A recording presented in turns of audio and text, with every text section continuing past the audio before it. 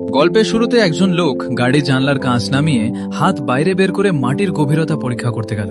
কিন্তু সে একটু চাপ দিতেই হঠাৎ অনেক মাটি ফাঁক দিয়ে ভেতরে ঢুকে পড়তে শুরু করলো। সে দ্রুত সর্বশক্তি দিয়ে জানলাটা বন্ধ করে কোনোভাবে বিপদ থেকে বাঁচল। কিন্তু সে এখনো ঠিকমতো স্বস্তি পাওয়ার আগেই গাড়ির উপরের সানরুফ মাটির চাপ সহ্য করতে না পেরে ফেটে যেতে শুরু করলো। ভয় পেয়ে সে মাটিতে থাকা টেপ তুলে ভাঙা কাঁচ জোড়া লাগানোর চেষ্টা করলো, কিন্তু কয়েক টন মাটির চাপে এই পাতলা টেপ কোনো কাজই করছিল না। মনে হচ্ছিল যে কোনো মুহূর্তে মাটি ভেঙে পড়ে তাকে জীবন্ত চাপা দেবে। ঠিক তখনই সে সিটের নিচে রাখা স্টিয়ারিং লক দেখতে পেল। সে দ্রুত সেটি বের করে সানরুফের দুই পাশে আটকে দিল। এতে করে কিছু সময়ের জন্য উপরের মাটির চাপ আটকে রাখা গেল। তবুও সে নিশ্চিন্ত হতে পারছিল না। সে ভয়ে উপরের দিকে তাকিয়ে থাকলো, যদি হঠাৎ কাজ ভেঙে যায়। কয়েক মিনিট কেটে গেল, কিন্তু কিছুই হলো না। তখন সে একটু স্বস্তির নিঃশ্বাস ফেলল।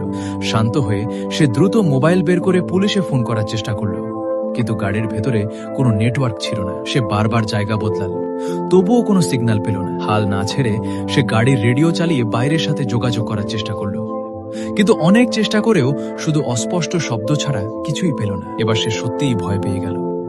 সে ড্রাইভিং সিটে গিয়ে গাড়ি স্টার্ট করে জোর করে বের হওয়ার চেষ্টা করলো, কিন্তু গাড়ির নড়াচড়ায় বাইরের মাটি নরম হয়ে গাড়িটা জোরে কাঁপতে লাগলো। ভয়ে সে পাশের সিট শক্ত করে ধরে একদম নড়াচড়া বন্ধ করে দিল। কিছুক্ষণ পর আবার সব শান্ত হয়ে গেল। এরপর সে আর কোনো ঝুঁকি নিতে সাহস পেল না। সে অসহায় হয়ে সিটে বসে পড়ল, কিছুই বুঝতে পারছিল না কি করবে। ঠিক তখন সে পিছনে তাকিয়ে দেখল স্ত্রীর জন্য আনা জন্মদিনের উপহারটা এখনো দেওয়া হয়নি। সে এভাবে গাড়ির ভেতরে বসে মরতে চাইল না। সে সাবধানে পেছনের সিটে গিয়ে সব জিনিস খুঁজতে লাগলো, যদি কোনো কাজে লাগার মতো কিছু পাওয়া যায়। কিন্তু অনেক খুঁজেও তেমন কিছু পেল না। সবচেয়ে খারাপ ব্যাপার হলো গাড়িতে কোনো খাবার বা পানি ছিল না। সে বুঝতে পারল এভাবে বেশিক্ষণ টিকে থাকা সম্ভব নয়। ঠিক তখনই সে দেখল সানরুফের ফাঁক দিয়ে কয়েক ফোঁটা পানি ঢুকছে। সে দ্রুত মুখ লাগিয়ে সেই পানি খেতে শুরু করলো, কিন্তু এতটুকু পানি তার তৃষ্ণা মেটানোর জন্য যথেষ্ট ছিল না। তখন সে নখ কাটার ব্লেড দিয়ে ফাঁকটা একটু বড় করলো। তারপর ম্যানি ব্যাগ থেকে একটি কার্ড বের করে সেটিকে ভাঁজ করে ফানেলের মতো বানালো। সে সেটি একটি খালি প্লাস্টিক বোতলের মুখে লাগিয়ে দিল। তারপর বোতলটি ফাঁকের নিচে রেখে দিল। অল্প সময়ের মধ্যেই বোতল ভর্তি পানি জমে গেল। সে একটু পানি খেয়ে দেখল এতে কিছু মাটি থাকলেও কোনো অদ্ভুত স্বাদ নেই। পানির সমস্যা মিটে যাওয়ায় সে খুশি হলো, কিন্তু তার আনন্দ বেশিক্ষণ টিকল না। সে বুঝতে পারল তার শ্বাস নিতে কষ্ট হচ্ছে, মানে গাড়ির ভেতরের অক্সিজেন দ্রুত ফুরিয়ে যাচ্ছে। তখন সে দ্রুত পেছন থেকে একটি ভাঁজ করা টেন্ট বের করলো। টেন্টের ভেতরের ফাঁপা লোহার পাইপ খুলে নিয়ে সানরুফের ফাঁকের দিকে ঠেলতে লাগলো, কিন্তু মাঝপথে ঠেলতেই হঠাৎ পাইপের ভেতর দিয়ে কাদা মিশ্রিত পানি তার দিকে নেমে এলো। এই আকস্মিক ঘটনায় সে আবার বিপদের মুখে পড়ে গেল। হঠাৎ এই ঘটনায় লোকটা কিছুটা হতভম্ব হয়ে গেল, কিন্তু খুব দ্রুতই সে একটা উপায় ভেবে ফেলল। সে তাড়াতাড়ি পানির বোতলের ঢাকনা খুলে ফেলল, নখ কাটার সাহায্যে ঢাকনার মাঝখানে একটি ছোট ছিদ্র করল। এরপর সে একটি দড়ির ঢাকনার মধ্যে ঢুকিয়ে শক্ত করে গিঁট দিল। তারপর সেটি ফাঁপা লোহার পাইপের ভেতরে ঢুকিয়ে দিল। দেখে মনে হলো পাইপের একদিক ঢাকনা দিয়ে পুরোপুরি বন্ধ হয়ে গেছে। এতে সে নিজের বুদ্ধিতে নিজেই খুশি হয়ে গেল।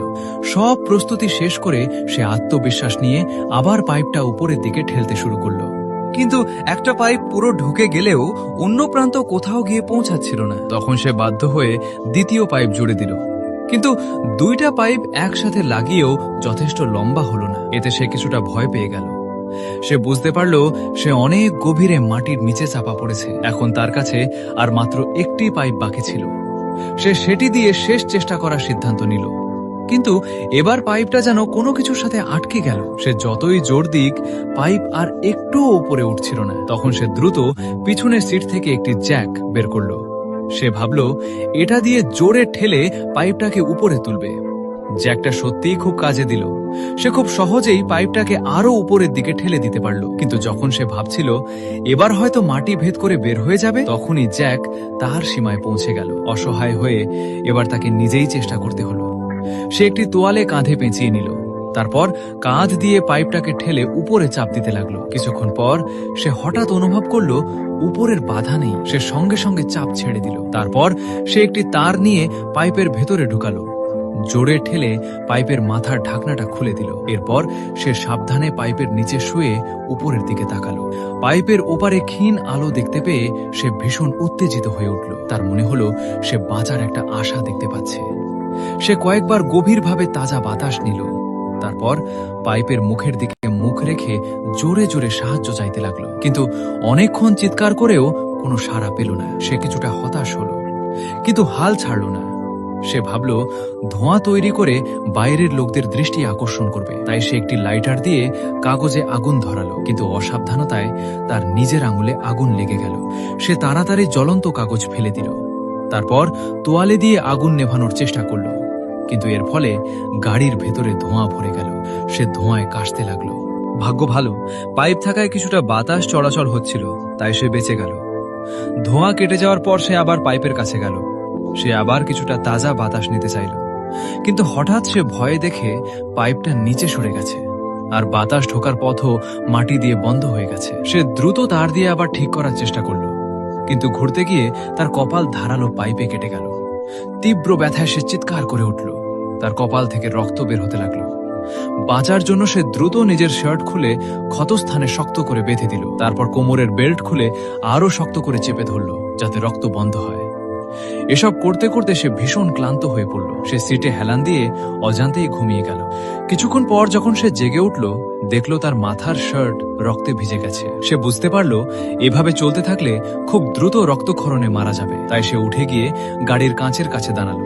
লোকটি তার প্রিয় স্ত্রীর জন্য মোবাইলে একটি শেষ বার্তা রেকর্ড করলো। ক্যামেরার সামনে হাসি ধরে রাখার চেষ্টা করলেও ফোন নামানোর পর সে আর নিজেকে সামলাতে পারল না এবং হাউমাউ করে কেঁদে ফেলল। সে চায়নি এভাবে নিঃশব্দে গাড়ির ভেতরে মারা যেতে। সে চেয়েছিল স্ত্রীর কাছে ফিরে যেতে,